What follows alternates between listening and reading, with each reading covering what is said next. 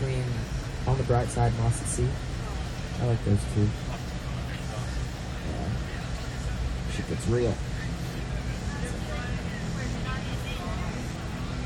I think I prefer medium-sized audiences. Yeah. I don't know. Like, whenever it's too big, you don't get to see everyone.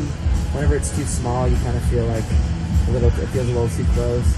Whenever it's like a medium crowd, it's like you can still see everybody in the room, and there's not as much distance. What? I don't know. Not really. I'd say I connect best with a small crowd, but medium crowds are the most fun to play for me.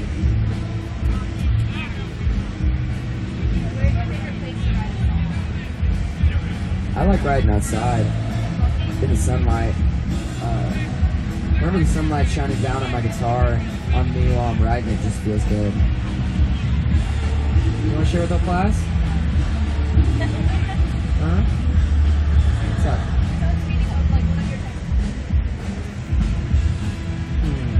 This one's Peace and Harmony. What's up? I don't know. I like them all. I like this one. This one's pretty cool. It's a Ganesha, which is like a Hindu entity for good fortune, good luck. What's up? What was the First song I ever wrote? I wrote it for the 8th grade talent show, and it was called Beneath the Silence. It's very dramatic. And we played it, and we didn't win, but we felt cool. What's up? I actually wrote that song. It's a funny story. I wrote that song on top of the hill that I lost my virginity in my hometown. It's a place called Dover Hill. You like have to drive up this gravel road, and then it's like this hill that overlooks the small town of Joplin. And I went up there, and I started just feeling the vibes, and I just sat on top of my car and was just on top of this hill and just wrote it all up on top of the hill. So I was just thinking about, like redemption, I guess you could say, like falling down but getting up again, and the idea of coming out on the other side, and being okay.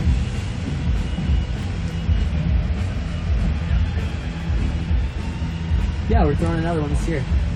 Yeah. Yep, August 18th. It's in my hometown. Love Days. What's up? Well, I got two like albums in the work. I got a solo album and I got a Never Shout album in the works. For the new Never Shout, it's gonna be like super bluesy rock and roll. We're saying fuck it all. We're making a blues album, and then for the solo stuff, I'm gonna be doing like some acoustic singer-songwriter stuff with like a jazzy reggae vibe to it. All like super positive lyrics and shit. Kind of fast lyrics too, like fast spinning kind of stuff. But still singing. Should be pretty nice.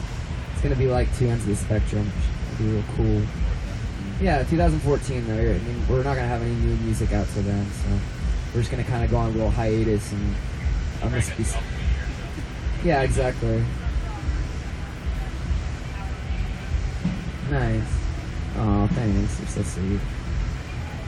What's up? Who are some of your biggest inspirations for music? I like classic artists a lot. Bands from like the 60s and 70s.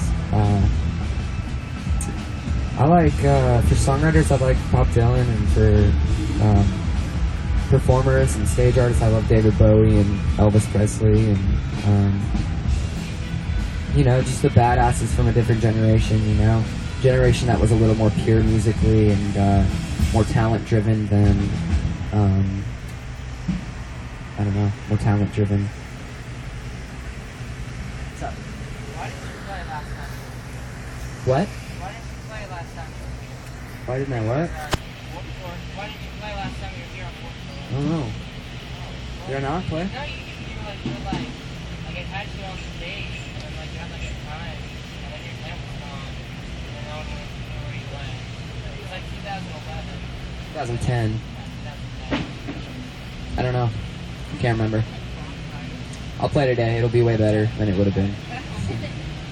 What's up? You ever consider doing a Beatles cover album? Because the version of Across the your cover of Across the Universe and your cover of Across the Universe is great. And I think you can do a great Beatles cover album. I'm gonna be doing some cover, like some live covers for YouTube after this tour. Just jamming out like my favorite classic / obscure songs that nobody's ever heard of, and doing it with friends and stuff. Getting my friends together and doing it in crazy locations, like on the beach and fun stuff like that.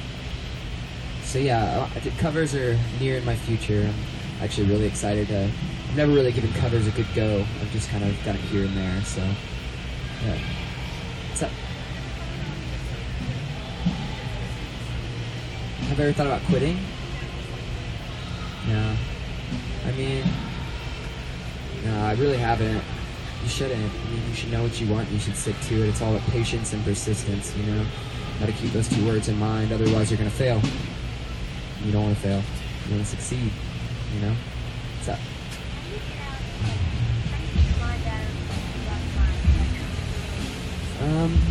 Well, that really comes with controlling your mind, you know?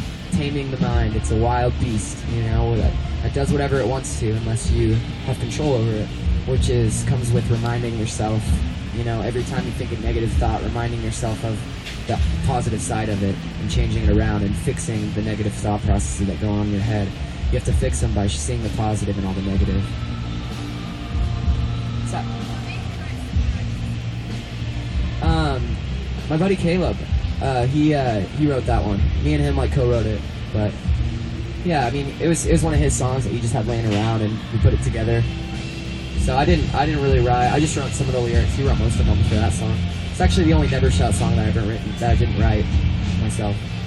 I was with Caleb, who used to be in the band. How'd you get the confidence in all the spiritual stuff? What? How'd you get the confidence in all the spiritual stuff? I guess just, you know, curiosity, looking for something more.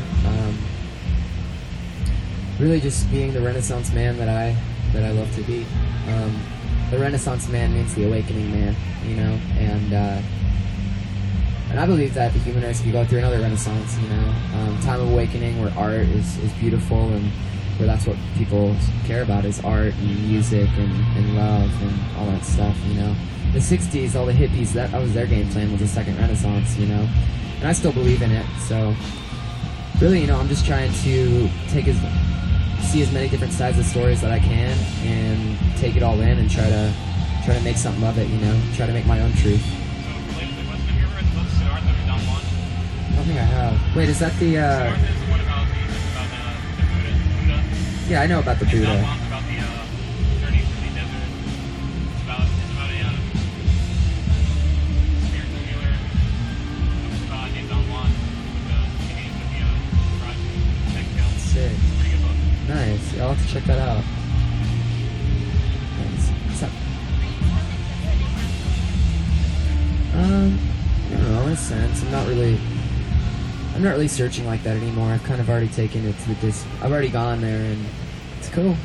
But it's a personal thing, you know, that, you know, everybody should try to search for that higher spiritual experience, but it's a very personal thing that, you know, I like to keep to myself.